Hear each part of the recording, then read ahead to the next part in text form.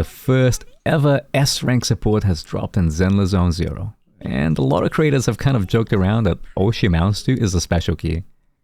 They're not wrong, but that doesn't mean that there aren't any complexities to her kit that amount to a lot more gameplay than meets the eye.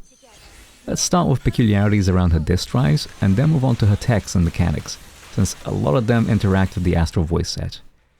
Which is important to cover. After all, you may be thinking that Astral Voice is Astra's set. Unfortunately, it's most likely not the disk drive she'll be using in stun teams. This is because Shockstar Disco is just not a particularly good 4-piece set. Most stunners get the bulk of their days from EX specials and defensive assists, neither of which are buffed by Shockstar. Shinki is the one character that gets most of it from basics, but she usually stuns so fast that you often need to actively avoid using basics to line up anomalies. But why am I talking about stunners instead of Astra? You see, Astral Voice's benefit is that the character that equips it does not need to be the one to trigger a quick assist. Any quick assist from any character in the team will build stacks for it, making it a great universal set. You can see here that I have no engines on any characters and no 4-piece set effects outside of Astral Voice, which is on Anby. Miyabi has all of Astra's buffs applied to her. When she attacks, she does around 4019 damage per hit. I'll swap back to Astra and quick assist and you see my damage go up. Now I'm doing 4198 damage with one stack.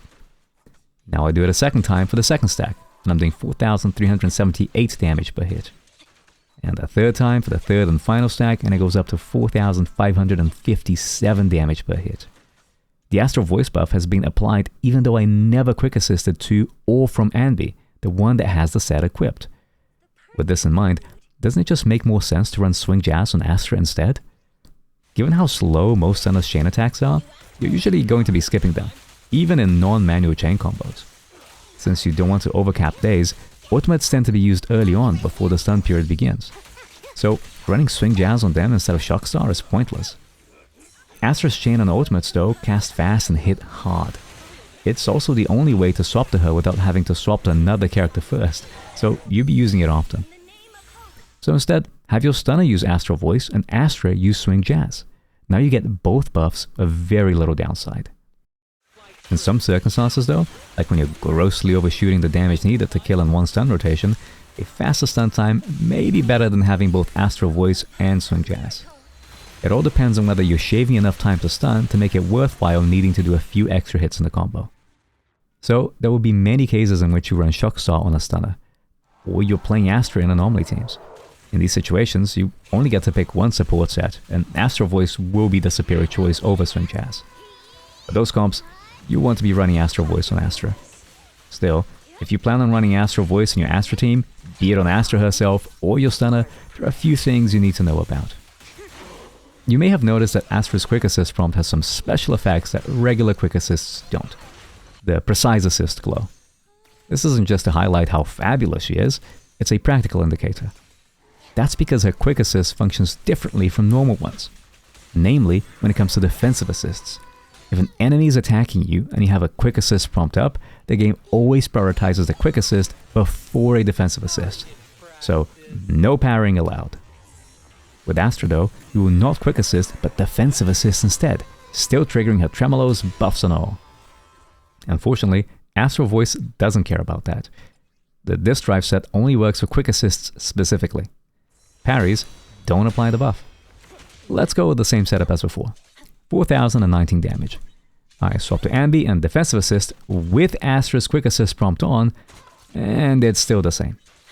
This is a big problem, because Astra's ultimate makes your next 2 Quick Assists become chain attacks.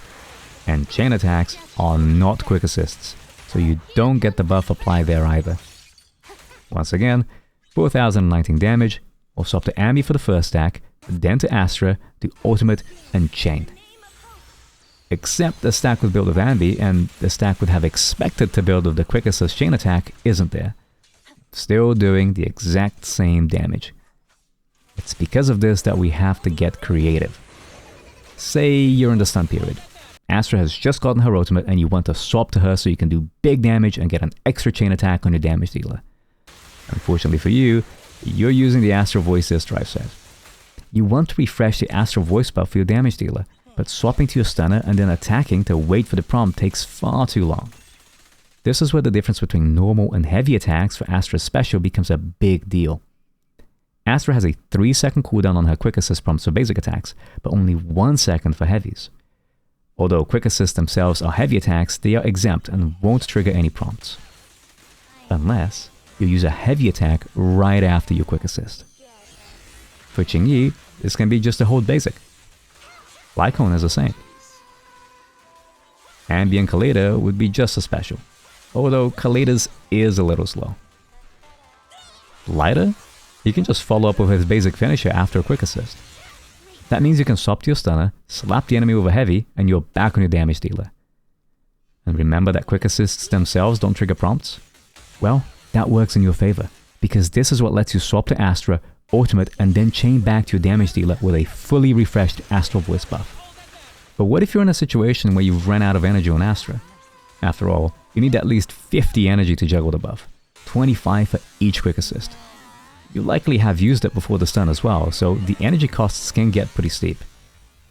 That's why you need to remember that swapping to Astra while she's in the idyllic cadenza state will automatically trigger an EX special cast, which itself triggers a quick assist. So even if you have no energy, you can still swap to your stunner, then immediately swap to Astra and let her EX special hit. Quick assist your damage dealer, then swap back to her, and ultimate. It is a bit longer than just juggling to a stunner and then back, but it's still plenty fast. Really though, for most combos, you won't ever need to care. And that's because Astral Voice's buff lingers. Sets like Swing Jazz and Proto Punk specify that passive effects of the same name do not stack. Astral Voice though says only one instance of this effect can exist in the same squad. The way I thought it worked was like Caesar's buff. Swap halfway and the incoming character will steal the buff from the previous character. You know, only one instance of this effect can exist in the same squad. Except this isn't what it actually means. The way it works is, when you quick assist, the Astral Voice buff is applied to the current character. If you quick assist again, the buff is applied to the new character, but not taken or removed from the old one. With this in mind, let's return to our testing setup. 4019 damage, quick assist to Ambi, quick assist back, 4378 damage. We'll do one last set of swaps to max it out, and we're back at 4557. If we quick assist to Ambi but hard swap back to Miyabi, we still do 4557. However, keep in mind that the buff timer only refreshes on the incoming character. So if I quick assist into Miyabi, I have 15 seconds of the buff. If I wait 7 seconds and quick assist into Ambi, I have 15 seconds of the buff on Ambi, the one who just swapped in, but only 8 seconds left on Miyabi if I swap back to her without a quick assist. Sure enough, 15 seconds off from our Miyabi quick assist, and we're back to 4019 damage. This means that so long as you quick assist at the beginning of your combo, the 15-second duration of the buff should last for the entirety of the stun period, even if you swap to another character halfway. But what about the Caesar scenario? You might be thinking, hey, this shows that you don't need to quick assist to pass the buff around, but it still can only be active on only one character at a time, right? If it works like Caesar buff, of course she'd still do more damage because she's the active character. But nope, it doesn't work like Caesar, and the buff just lingers, no matter what the active character is. With no stacks, my Nicole ultimate takes for 1388 and 2335 damage, depending on crit. If we build some stacks, that increases it to 1503 and 2607 damage. Swapping to Ambi, even when using the quick assist prompt, doesn't change the damage. It's still 1503 and 2607. So really, this text just means the same as Swing Jazz or Proto Punk. Except it isn't written the same way because technically you are stacking the buff 3 times. You can't stack multiple Astral Voice sets, no 6 or 9 stacks by having all 3 characters use it, but that doesn't stop you from having it active on your whole team at once. So I mean it when I say that if you've opened your stun with a quick assist, then you're safe to just swap to your stunner, then Astra, and use her ultimate without having to bother to refresh the buff at all. Unless you use lighter, since now you're looking at 18 or 20 second stuns. But given how easy it is to buff juggle with them, that won't be a problem. Enough about Astral Voice though. What's with the quadruple chain? Other creators have covered that. Technically, you could chain twice in the same character by waiting out the quick assist prompt and swapping back to Astra. It isn't very practical to just wait, and there's no need to. That's because the fall off isn't random. It doesn't just expire whenever. If you keep doing your combos as normal, then it won't ever happen. This is because when you trigger a quick assist of Astra, the cooldown is applied twice. One is quite obvious, and it's when the quick assist itself is used. Even if I wait until the very end of the quick assist trigger, and then swap to Qingyi and begin basic attacking, it takes 3 seconds for it to trigger again, no matter how late in the swap I was. But what may not be immediately apparent is that it also applies on the prompt itself. As soon as a quick assist pop-up appears, you've now initiated the cooldown. For basic attacks, that's 3 seconds. If I keep basic attacking, you can see that it falls off every 3 seconds. No exception. This means that even if I wait until the very end of the prompt to try and basic attack to refresh it, it's not going to happen. It's on cooldown after all. But if you recall, the cooldown for normals and heavies counts separately. So even though the prompt should fall off every 3 seconds, because I hit the enemy with a heavy attack, it doesn't fall off and refreshes. So with this knowledge, you can begin to tailor your rotations. For some characters, like Harumasa, this isn't practical, as every dash attack is a heavy attack. But for a character like Jane, who has long strings without any heavy attacks, you can work around it and get double chains. Heck, why stop at double chains? How about trying a quadruple chain? The pressure's on. A little gift for ya. Sing in the name of hope. The pressure's on.